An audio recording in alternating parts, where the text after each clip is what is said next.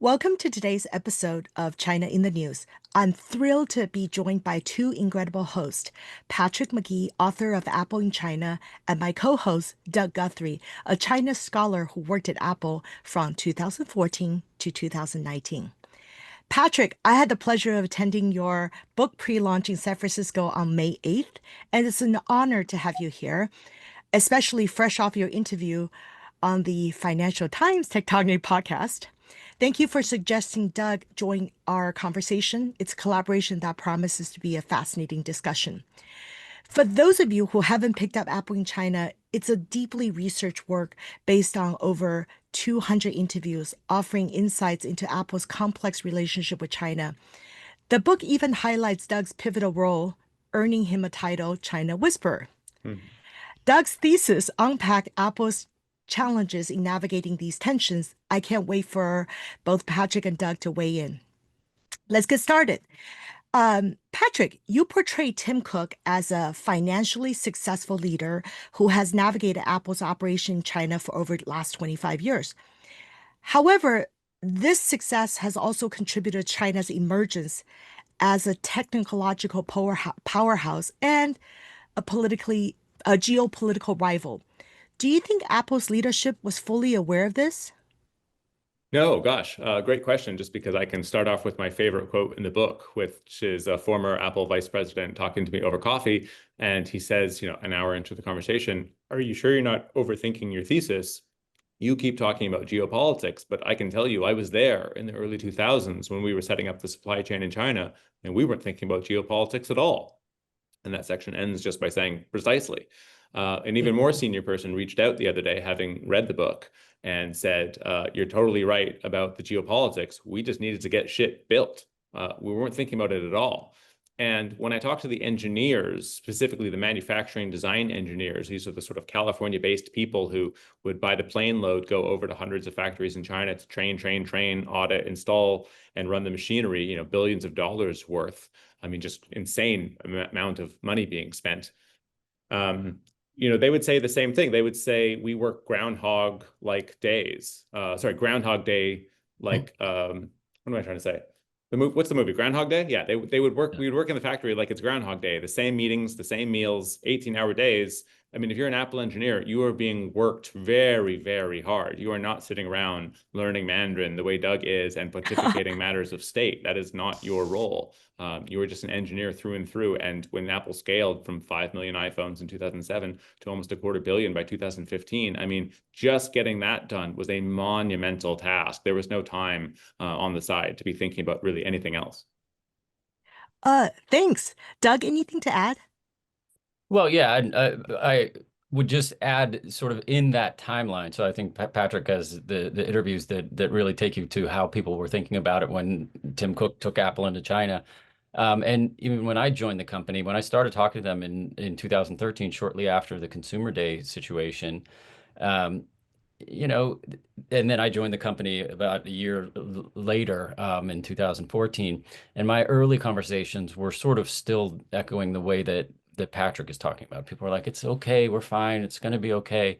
But then, more things happened, and Xi Jinping started to get people's attention, and there started to be more and more conversations. And so if I just look at the evolution from 2014 to 2019 of how much more people in the leadership were thinking about geopolitics and the complexities of dealing with the Chinese Communist Party, I saw a lot of growth during that period. And so if it started off as, not really focused on at all, and to use your language, not getting it, much later, I really found a lot of kind of attuned understanding of how important it was to really deal carefully with the Chinese government. So there was an evolution that I saw, at least.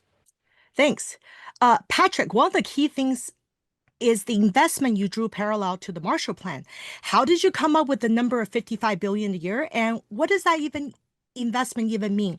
That is not a direct investment like the Marshall Plan. As I understand it from the book and the Gang of Eight, Apple is working with the government to categorize labor costs as fixed assets investment. Yeah, this is quite complicated. So I guess the question is how much you want to get into it. I don't know to what extent you would say dollar for dollar, it's not the same as the Marshall Plan. Obviously, there's going to be lots of differences there, but I would say a lot of the differences actually would work in Apple's favor in the sense that if you look at Marshall Plan spending, the first year, half of the spending was just on food aid. And Marshall Plan is 16 countries, and it's as diverse as agricultural revival, ports and highways and railway and industry, and there's some training. By contrast, the Cook Plan, if you will, is one country. It's incredibly narrow into the high advanced electronics industry, something that Barry Naughton, China scholar, calls Xi Jinping's, the thing Xi Jinping most desires, I should say. It's ruthlessly efficient. The caliber of talent Apple is sending over are the sort of people that wouldn't even apply for a government job, right? So in numerous respects, the money that is being spent by Apple in China is far more targeted, efficient, and of a certain quality that even the Marshall Plan wouldn't have. I realize that if you haven't sort of gone through the book, it'll sound unhinged that one super corporation had that sort of impact on China, a country of 1.5 billion people. I think once you have an understanding of just how maniacal and obsessive over the details that Apple is and how large this company is, I mean, not just $400 billion of revenue, but they're roughly building half a trillion assets. Sorry, half a trillion products per year, right? So the iPhone alone is more than 200 billion, but if you're counting AirPods and AirTags and MacBooks and everything else, you're almost doubling that. To do so at the greatest quality, where 90% of the production is all happening in China and it's hundreds of factories, I think you can begin to understand this really is a nation building like effort. The only reason I went to government efforts at all and nation building efforts in general is that I couldn't find corporate investment that was anywhere similar. So for instance, all investment into Mexico from Canadian and American companies writ large between the signing of NAFTA in 1993 and 2020 was about $130 billion a year. So Apple, by contrast, spending double that in a 5-year period, 2016 to 2021. It was those sort of statistics that made me realize I needed to look at government efforts, and nation building efforts just seemed to be, I mean, honestly, I thought I was going to look at the Marshall Plan, convert to 2015 dollars and realize that it was nowhere close. And instead, I found that Apple's annual investments were about double. So I can give you more details. I think there's more to unpack in your question, but let me know if that's a good answer and we can continue. That's fantastic. Given today's geopolitical climate and Apple's deep reliance on China's supply chain, what are the most pressing risks Apple faces, and how can it mitigate this dependency while maintaining operational efficiency? I think people keep thinking the risk is that this somehow stops. I think the risk is that it continues. So hopefully I'm flipping that on the listener's head for a second. So I'm sort of pausing almost to let them digest that. It is not a major risk that China is about to kick Apple out of the country. This is a country who has a Nietzschean will to power really based on manufacturing. To take any action against Apple is A, to risk Apple, not teaching the country and hundreds of factories on a daily basis how to do stuff. I mean, why would you take action against them? And more to the point, it would be scary for any other startup, let's say, then, like think of the Johnny Ive startup that's now doing this deal with Sam Altman. I mean, are you going to build in China just a day after Apple gets kicked out of the country? I mean, that's just not going to be smart for China. So the risk is not that Apple is going to stop doing this. The risk is that they'll continue doing it. And I say that because I don't think it makes a whole lot of sense if you understand China to be a great rival of the United States, a great adversary, to have America's best engineers going there on a daily basis and training them up. Again, you don't have to be like hyper anti-CCP to think that that's a risk. I mean, they just are a rival in any sort of objective sense. And so we're investing virtually nothing in our own industrial capacity, at least by the standards of what China is doing. And so I just think you'd want much more balance there. And just one other thing, I just want to preemptively get around this. Some people say that my position is that like I'm not in favor of trading with China, and therefore I'm sort of trying to keep them in their place, and they're not building a workforce and coming out of poverty and stuff. I'm in favor of all that kind of stuff. The disquieting thing is the consolidation of everything into China. China is not one of 6 countries where Apple does a whole lot of investment. It is the one country. So that is the problem. Thank you. Doug, anything to add? Well, I think Patrick said it so well, and I would love his nuance on really kind of drawing out this point about comparing the Marshall Plan with what is initially for many years was just labor costs, but in getting the Chinese government to really recode what Apple was spending in China as fixed asset investment, China wouldn't have done that if they weren't convinced by us that this was more than just spending on cheap labor. This was actually training, and it was actually the passage of tacit knowledge. And yeah, so there's a tremendous amount there. And then just to answer your specific question here, I think the answer is, diplomacy, diplomacy, diplomacy. Apple serves its shareholders, but it also serves the U.S. economy and the geopolitical economic system. And Apple has done so well over the last 5 years of really, well, the 5 years that I was there, but the last 10 years of really partnering with the Chinese government and making clear that it wasn't just placating Beijing, but it was also helping to build out the industrial clusters and the local governments as industrial firms model. And so it's done that really well on the China side. And what I would argue is what needs to happen is Tim Cook and the leadership team need to continue to make the case of how they can do that on the US side without saying, okay, we're just going to build an industrial supply chain in the United States and build iPhones here. Instead, thinking very creatively about how we're doing the training in China. Now, how are we doing high-end training? And the 500 billion that they've announced, I mean, the sad thing is I don't think they marketed that very well because, that money is not for building iPhones in America, but they are doing things like doing high-tech training for, people in Detroit. And, there's money that's set aside to do kinds of leadership development and technical development training that I think could be really powerful. And so I just think Apple needs to be very, very forward thinking about how it's doing it both with China and with the United States. Thank you. Patrick, back to you. What economic, business, or public policy measure would you recommend for companies or even governments to introduce to reduce dependencies in critical industries like technology? I mean, I suppose one of the motivations for the book was trying to understand the narrative of how the same team that created the most sophisticated supply chain in the world ended up violating the most basic principle of supply chain 101 is you don't put all of your eggs in one basket. And then my quip on this is that the basket turned into a surveillance state.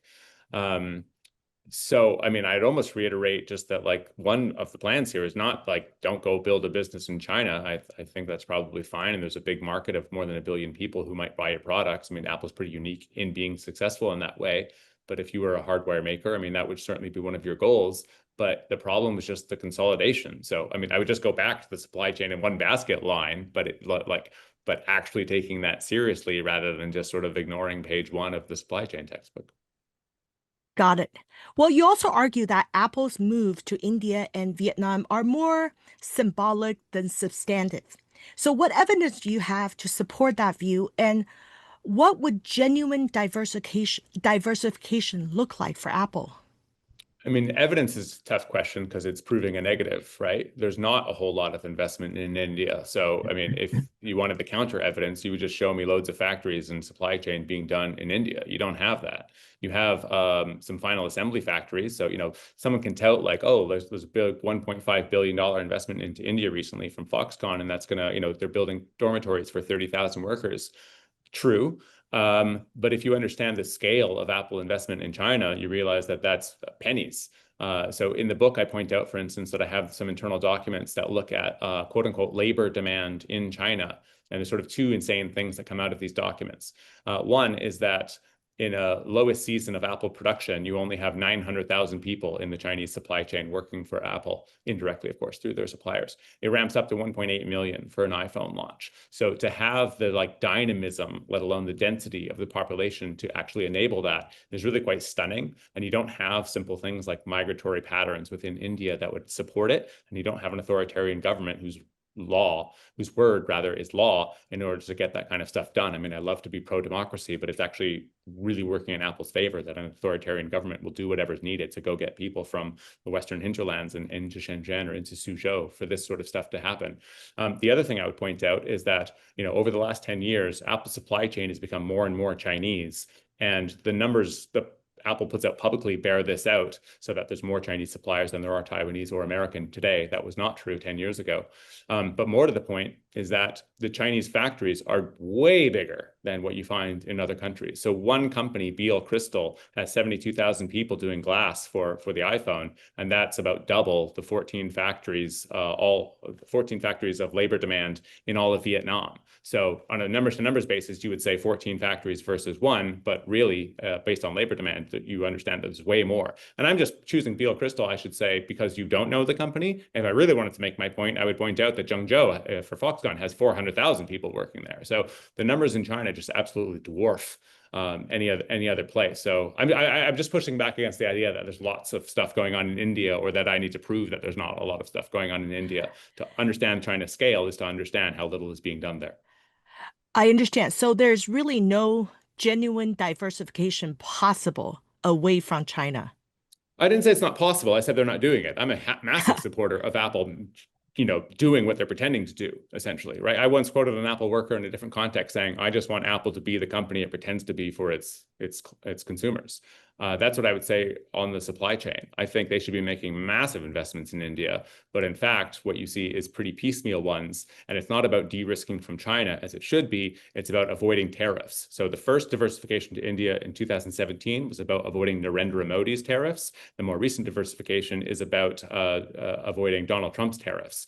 Now, I should say that when Shanghai went into lockdown in 2022, overnight, you did have a feeling within Cupertino of China is proving itself to be an unreliable partner. We need to make moves to India. I mean, that really is when Plan B, Make in India, comes to fruition. But given that it's been, 2.5 years since then, I don't think you've had a lot of moves. And either that's because supply chains move really slowly, or you really don't have the sort of like highest echelons of the company really pushing in that direction. And then the other thing I could say is, even if Cupertino took my advice and said massively invest in India, they immediately face problems with Chinese consumers who would no longer see the iPhone as an indigenous product. And that might be difficult for them to continue buying, or for Apple to continue having a $70 billion business there. And of course, you risk the ire of Beijing. So, between me submitting my manuscript and waiting for some edits in January, it was the least surprising thing ever that their reporting began to emerge that Chinese people with visas wanting to go to India were having them blocked, and that Chinese machinery being made in India, being put on the production lines in India, was being blocked. In addition to Apple having problems with like a lack of what is called China speed among the Indian workforce and so forth. And, I won't get into sort of why that's the case, other than people cite that it's the case. So, I mean, there's just so many problems here, and people just think it's easy for Foxconn to open a factory in India, and it's like, superficially, India and China look similar, and if you can do it in China, why can't you do it in India? The more in detail you go, the more the superficiality falls away, and you realize there are huge differences here, and it's probably massive hubris on the part of Apple to look back to the last 25 years and say, we can do that someplace else. China was a once-in-a-century partner, and I don't see India playing that role anytime soon. Unfortunately, I want them to. It's not going to happen. Got it. Well, I like to dig deeper into the idea that China's smartphone technology stemmed largely from Apple's influence. This perspective feels somewhat like saying BYD only exists because Tesla entered China, even though Tesla's factory wasn't even built there until 2019. Could it be that Apple helped improve operational efficiency, but China's advancing smartphone technology really stemmed from its own innovation rather than direct technology transfer from Apple?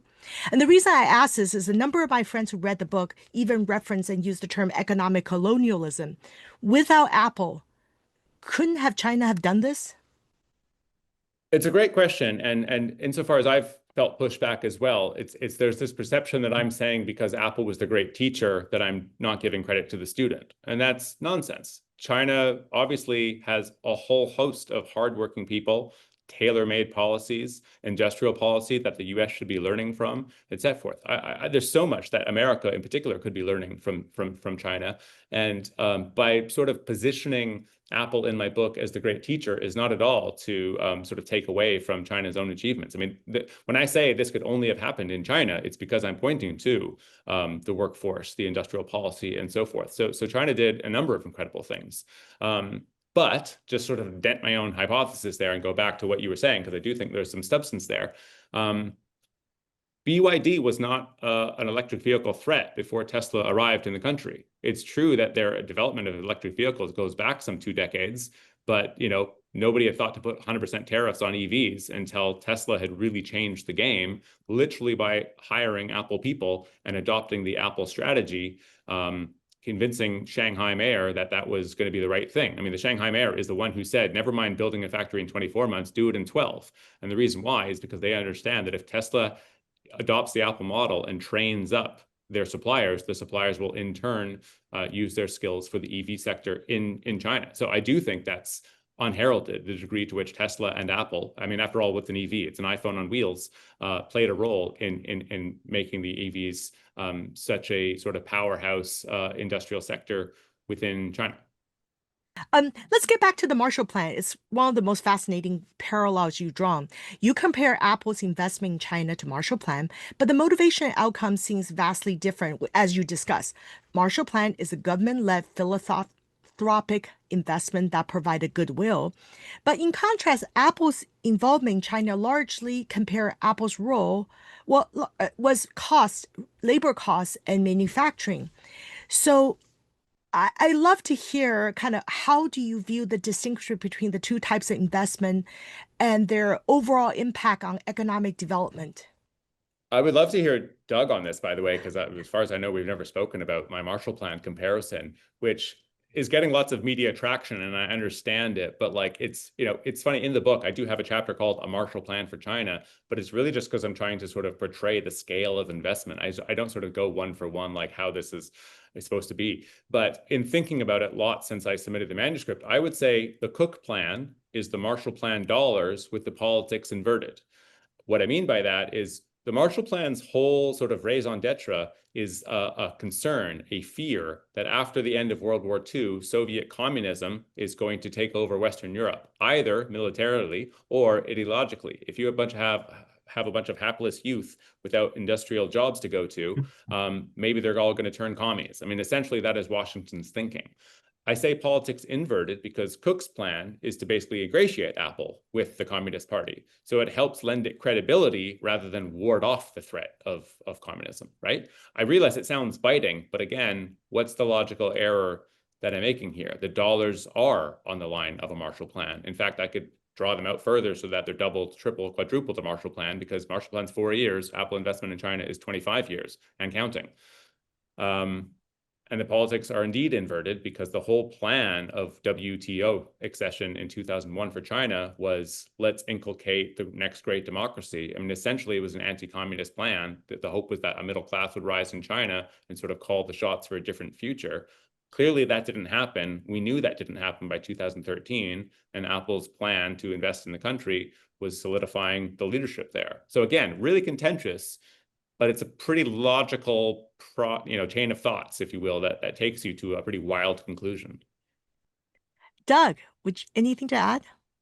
Well, yeah. First of all, thank you for that, Patrick, because I think that just sort of helps fill out exactly what the issues that Christine and I and team have been discussing, and we've been hearing as we've been talking to people in the market about your book, and that you actually did a really nice addition to it, which is really, you're right. Like the initial intent of the Marshall Plan, sure, it's humanitarian goodwill, but it was built around the idea or launched around the idea of staving off the Soviet Empire.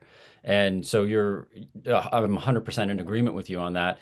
And to the extent that, you make the link over to what we were doing when we tried to help get China into the WTO. I was a part of those conversations in Washington, and it was exactly about what you're talking about, like the whole idea. And this is why my dissertation research got called up into talking about these issues, was because a lot of my research was about showing that bringing out capitalism in China, and in particular having foreign investment in China and joint venture relationships, was changing respect for labor contracts, labor rights, human rights, law. And, we thought, okay, let's go with the WTO and we're going to see more of this.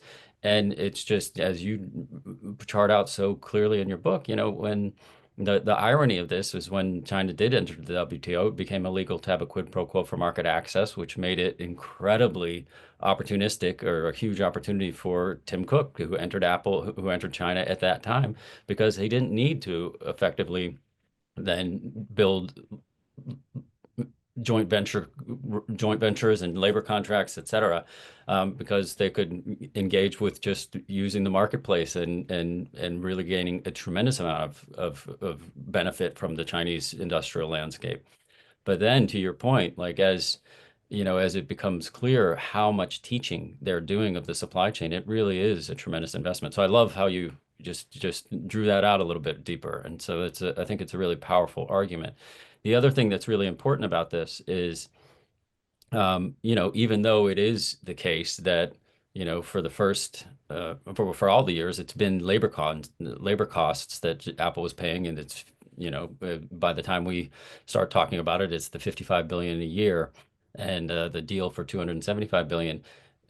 When Apple was able to convince the Chinese government to count that as fixed asset investment, it wasn't because, you know, Apple wasn't teaching. I mean, there was a whole discussion about tacit knowledge that was being passed on to the factories, and the Chinese government wouldn't have gone down that road if they didn't see that and agree to it. And so, anyway, I like your nuance on the answer on the Marshall Plan comparison. It's really powerful. Well, thanks, Doug. Patrick, before we wrap up, I'm curious, writing about Apple's relationship with China really involved navigating sensitive corporate and geopolitical issues. How did you make sure to maintain kind of a balanced representation of viewpoints in your book? And one last question, what did you leave out of the story and why? I got to take them separately. They're very different questions. I don't know how Sure. to sort of combine both of those in my head. Any reader of the book, I mean, you both read the book, so you tell me if I'm right here. The book is written as a sort of matter-of-fact, fairly neutral tone. There are a few points in which I can't help but make a biting remark. But generally speaking, I'm all too conscious that when I'm doing interviews, I'm trying to condense 400 pages into like a simple answer that lasts 90 seconds. And so I'm sort of blunt, I'm combative, I'm probably a little bit simplistic, but the book is written in quite a different tone. It's not an argumentative book. It is just one thing after another as Apple adopts, you know, to save itself in 1997, this real like, we're going to do the aesthetics of a computer differently, right? And in order to get that done, as they begin to work with outsourcers, like the talent doesn't exist originally in Taiwan. It doesn't exist in Korea. And so you have these American engineers who have worked with Apple for the last 15 years going over there to train and supply them. And often you find in the factories, they don't have the money for the machinery. And so Apple does have the money. And so it installs the machinery, right? So like this sleepwalking into a crisis where we end up up-armoring a great adversary is just sort of something that happens. I don't have an evil character in the book, you know, that makes it happen. I'm right. I mean, I don't portray Tim Cook, I don't think unfavorably as unethical or anything. I mean, the final chapter of the book is called Unwritten Legacy. I'm definitely questioning how we should view this person, but I also give the argument that he should be like a demigod of capitalism for how much contribution he was able to give to Apple and their shareholders. At what cost is sort of my question.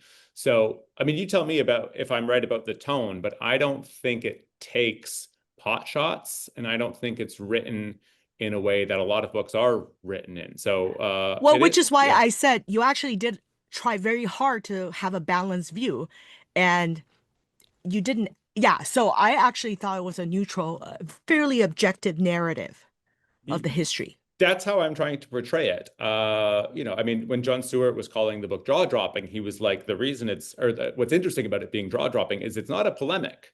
And that just comes through naturally. I don't know, maybe working for the Financial Times, but I mean, I'm not an ideological person. I don't know what ideology would even sort of be behind my book.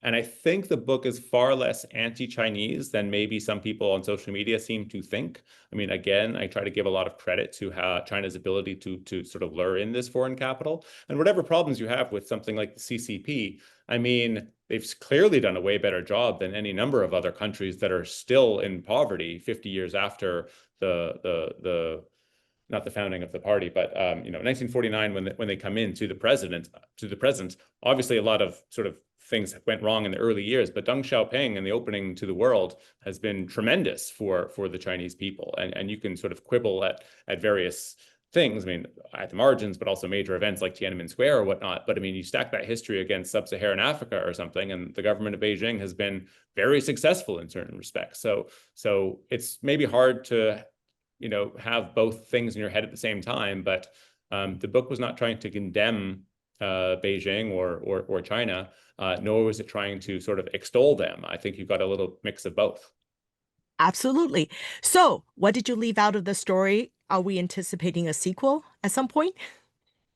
Well, I don't know that anything was left out of the story with a certain deliberate sense. It was more that I had to cut 20,000 words just for the sake of, making it digestible.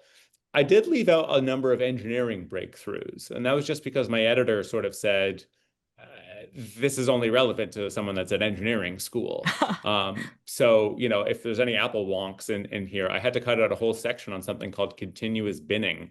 And I won't go into the detail here, but it's just like a fascinating patent that Apple has in 2013 of sort of how to, marry in the supply chain two components where the tolerance is supposed to be very narrow, but instead of, it just sort of like always working where the two interlock like a puzzle piece, they actually had all this game-changing sophistication where that particular part was measured against 100 possible parts. So you would find the exact one and then complete the puzzle and then move on. And that's just a little bit of the complexity. And my point there is just that there's all sorts of interesting automation stories, engineering breakthroughs, and they involve Apple working with the supplier in China. So it's very topical, but I think even 3 paragraphs of sort of that wonky nature was enough to be like, we don't really need this in the book, Right.